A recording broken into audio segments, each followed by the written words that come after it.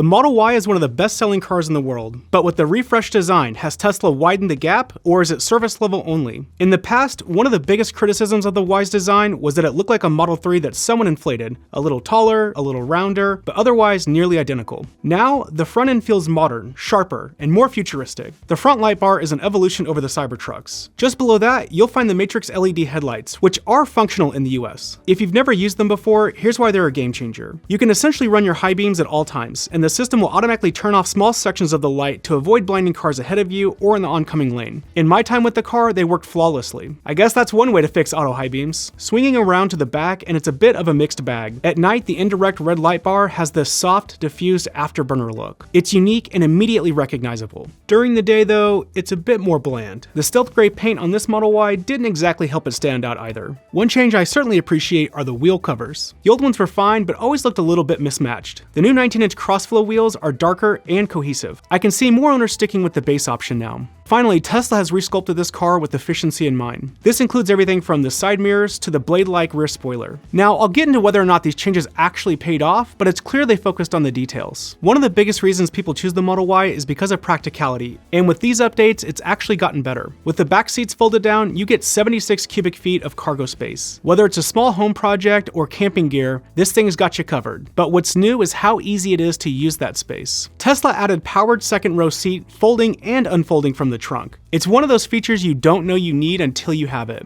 Just press a button and the seats drop in about 10 seconds. Press it again and they motor themselves back up. Even better, the car's smart about it. If the front seats are too far back, the Model Y will automatically move them forward, complete the operation, and then slide them back into place. It's thoughtful design in action. Below the main trunk floor, you still have a massive sub-trunk, perfect for keeping charging cables, emergency kits, or just hiding stuff from view. And up front, you get the famous Tesla frunk. It's still about 4 cubic feet, which is enough for 2 handfuls of grocery bags or so. Now there's also a removable drain plug, so you can fill it with ice and drinks if you want to. The only miss is that it's not power operated.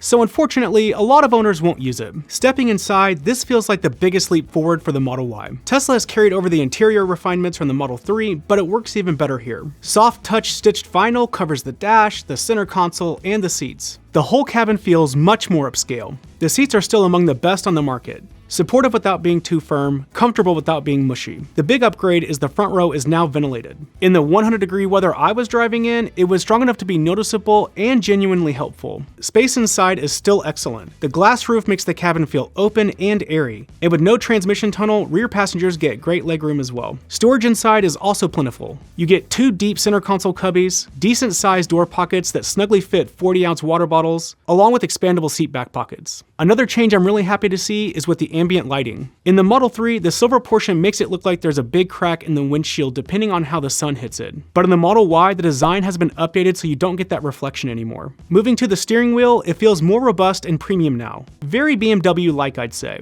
And for those who hated Tesla's experiment with the haptic turn signal buttons, the stock is back. Personally, I didn't mind the turn signal buttons because the stock doesn't lock into place, which can cause it to deactivate prematurely, but I know a lot of drivers will be glad to have it again regardless. Across the way, the 15.4-inch touchscreen now has slimmer bezels and is brighter. Otherwise, it's mostly unchanged, which is completely fine because Tesla is still the best in the business. In the back, there's now an 8-inch touchscreen for climate and media controls. I wish it could pop up vertically so your rear passengers don't have to break their necks to stare at it, but it's great to have nonetheless. I won't spend too much time on Tesla's software because you probably already know the story. The car's UI is extremely responsive, just like an iPad. There's tons of media options like Netflix and YouTube. You have great security features like Sentry Mode and a built-in dash cam. It's also really intuitive. This includes things like if you use the car's software to navigate on a road trip, it will plan your charging stops for you. In that same vein, the mobile app has a lot of functionality, from the basics of controlling the car to viewing the cameras remotely. Finally, I would be remiss not to mention the 16-speaker sound system. It has a strong bass response, but plenty of deep nuance between the instruments and vocals that creates a fantastic media experience on the road. This long-range, all-wheel drive Model Y is EPA estimated to have 327 miles of range. In my real-world use, with 100-degree weather, the real efficiency was closer to 400 watt-hours per mile. That would equate to 150 to 175 miles of range. Keep in mind, I was driving in chill mode and not at highway speeds for most of my travel. Now, in extreme temperatures, every EV loses some efficiency, but 40% of your range lost isn't what I would call good. The bigger issue is that the AC had to be on full blast constantly to keep the car cool. I suspect the glass roof, despite its UV treatment, still lets in too much radiant heat and forces the AC to work overtime. With that being said, if you're going to buy a Model Y and you live somewhere hot, I would just recommend getting an additional window treatment. On a positive note, you can now turn off the passenger's fan independently, which, if you're like me, will save a lot of arguments in your household. Everything that's been true about how great the Model Y is to drive remains, with some improvements. You'll still get that Tesla smile with instant torque, smooth power delivery, and no laggy gear changes. The suspension was a point of emphasis and it shows. The outgoing version could feel quite stiff over less than perfect roads. The new one is softer but without any unwanted bounciness. It's a nice middle ground that should keep most drivers happy. Front visibility is excellent. Depending on your seating position, the windshield can extend above your head, which feels very immersive. Rear visibility, not great.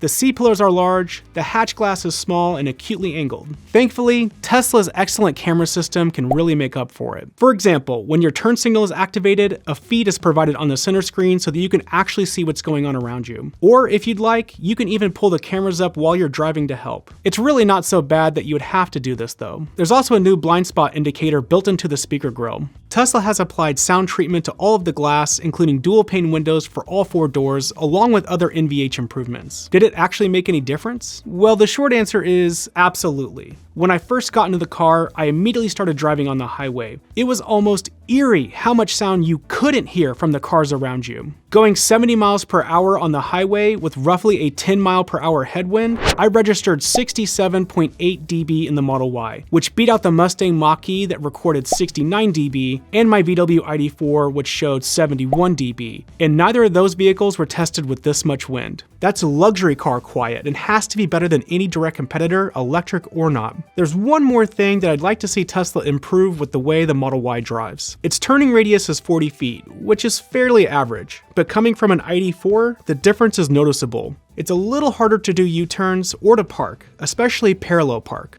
This Giga Texas Model Y, which was produced in July 2025, was one of the best built Teslas I've ever been in. It only had a few minor flaws. This includes the shape of the doors not conforming as expected in a couple of spots. The right rear quarter panel area has larger gaps than the left. Inside, the headliner isn't quite uniform from the driver's side to the passengers. Though it's so minor, it's really hard to tell on camera. Far more importantly though, there were absolutely no loose trim pieces, no plastic squeaks, and no rattles regardless of how terrible the roads were I was driving on. Oh, and now you get that solid thunk when you shut the doors. Overall, I'd give it an 8.5 out of 10, and Tesla is this close to matching the legacy automakers. Should you buy one? While we didn't get a jump in range or charging speeds, compared to the outgoing version, the new Tesla Model Y is better in almost every way that matters. The ride is smoother, the cabin is much quieter, not to mention far more premium. Though it isn't perfect, when you compare the Model Y's price, capabilities, and features, it's hard to make an argument for what other car, electric or otherwise, is even really competitive at this point. For me, I'm strongly considering the Model Y as my next daily driver. Thank you so much for watching.